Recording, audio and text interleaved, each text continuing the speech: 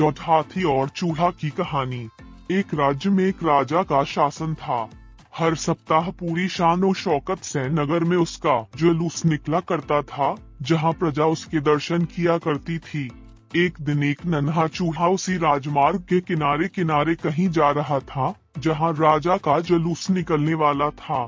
वह चूहा था तो छोटा सा, मगर उसका घमंड बहुत बड़ा था और वह खुद को सर्वश्रेष्ठ और महान समझता था। कुछ देर बाद राजमार्ग से राजा का भव्य जुलूस निकला, जिसे देखने लोगों की भीड़ लगने लगी। राजा अपने पूरे दल बल के साथ था। उसके सैनिक उसे घिरे हुए थे। कई मंत्री और अनुचर उसके पीछे थे।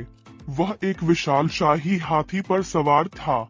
हाथी शाही था, इसलिए उसे भव्यता से सजाया गया था और उसकी शान भी देखते बनते थी। जुलूस में हाथी के साथ एक शाही बिल्ली और एक कुत्ता भी थे। राजा का जुलूस देखने को उमड़ी भीड़ राजा के साथ साथ उसके शाही हाथी की भी प्रशंसा कर रही थी। यह सुनकर घमंडी चूहे को बहुत बुरा लगा। वह हाथी को गौर से देखने लगा, फिर सोचने लगा, इसमें ऐसी क्या खास बात है जो मुझ में नहीं। मैं भी उस जैसा ही हूँ।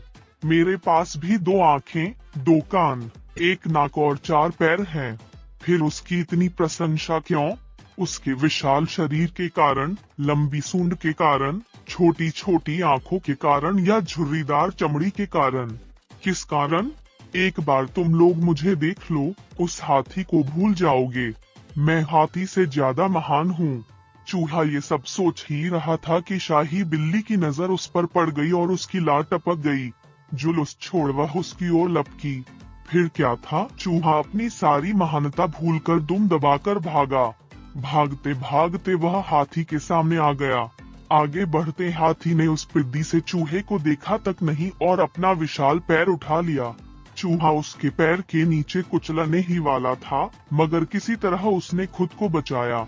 वहां से बचा तो खतरनाक कुत्ता सामने था, जो उसे देखकर गुर्राया। चूहा पूरी जान लगाकर वहां से भागा और राजमार्ग के किनारे स्थित एक छेद में घुस गया। उसका सारा घमंड उतर चुका था। उसे समझ आ चुका था कि वह इतना भी श्रेष्ठ और महान नहीं। सीख: किसी से मात्र रूप रंग की समानता हमें महान नहीं बनाती। महान हमारे गुण और कार्य बनाते हैं।